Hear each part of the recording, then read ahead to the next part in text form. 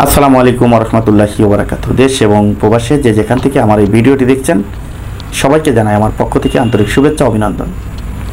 সুপ্রিয় দর্শক শ্রোতা, আপনারা জানেন যে ইতিমধ্যে সোশ্যাল মিডিয়ায় একটা জিনিস ভাইরাল হয়েছে। এই বিগত 2-3 দিন যাবৎ খুবই আলোচিত একটি বিষয়, সেটি হলো আলুর কেজি 400 টাকা। ফেসবুক খুললেই, ইউটিউব খুললেই আমরা যেটি দেখতে পাই যে বাজারে আলুর কেজি 400 টাকা। তো এখন এই বিষয়টা নিয়ে খুবই লেখালেখি হচ্ছে, খুবই পোস্ট করতেছে মানুষ ফেসবুকে, খুবই বলা বলি করছে যে এই সরকার আসছে মানুষের খুবই কষ্ট হবে, মানুষের দুর্দিন আসতেছে, মানুষ খুব কষ্টে বসবাস করতেছে, জিনিসপত্রের দাম বাড়তেছে হু হু করে। এই যে যেই প্রচারণা চলছে, এই প্রচারণা যারা চালাচ্ছে তাদেরকে আমি বলবো যে এই মিথ্যা প্রচারণা আপনারা শুধু শুধু না চালিয়ে জনগণের মাঝে বিভ্রান্তি সৃষ্টি না করে সত্য প্রচারণা করুন, সত্যটা প্রচার করুন। তা এতে করে আপনারা যেমন গুনার ভাগী হবেন না, তেমনি করে মানুষ আপনাদেরকে দোয়া করবে, কিন্তু বদ দোয়া করবে না। যেমন আলুর কেজি 400 টাকা শুনে আমিও কিন্তু নিজে হতভাগা হয়ে গেলাম। কী ব্যাপার, কি হচ্ছে এগুলো দেশে? এইভাবে যদি জিনিসপত্রের দাম বাড়তে থাকে তাহলে দেশের মানুষ খাবে কি, কিভাবে চলবে মানুষ? এই চিন্তা করে আমি বাজারে গেলাম। বাজারে 2 প্রকার আলু আছে। 2 প্রকার আলু বললে ভুল হবে, 3-4 প্রকার আলু আছে। তার ভিতরে একটা যেমন সবাই জানে, সবাই চিনে, সবাই খায় সবসময়, সেই আলুটা পুরানো আলু যেটা, এটা 70 টাকা করে কেজি। আর যেটা নতুন এই বছর প্রথম উঠেছে, এই আলুটা 130 থেকে 140 টাকা কেজি, তার বেশি কিন্তু না।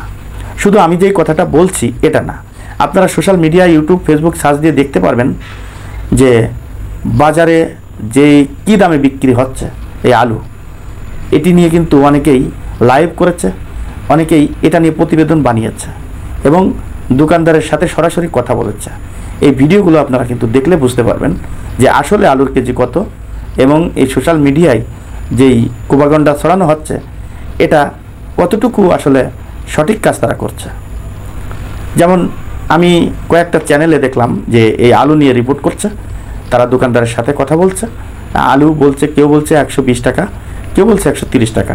তারা এটাও প্রশ্ন করছে যে বিগত 1 সপ্তাহের ভিতরে এর থেকে কি আলুর দাম অনেক বেশি ছিল?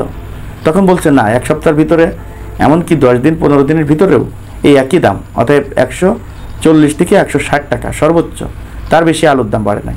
তাহলে আমরা শুধু শুধু এই ফেসবুকে কারা এই মিথ্যা প্রোপাগান্ডা ছড়াচ্ছি, আর এটা ছড়াইয়ে কেন মানুষের ভিতরে বিভ্রান্তি সৃষ্টি করছি? কারণ দেখেন, যারা আলু ব্যবসায়ী তারাও কিন্তু ফেসবুক চালায়। এখন সে যদি ফেসবুক খুলে দেখে যে আলুর কেজি 400 টাকা, সে যেহেতু 140 টাকা বিক্রি করছে, সে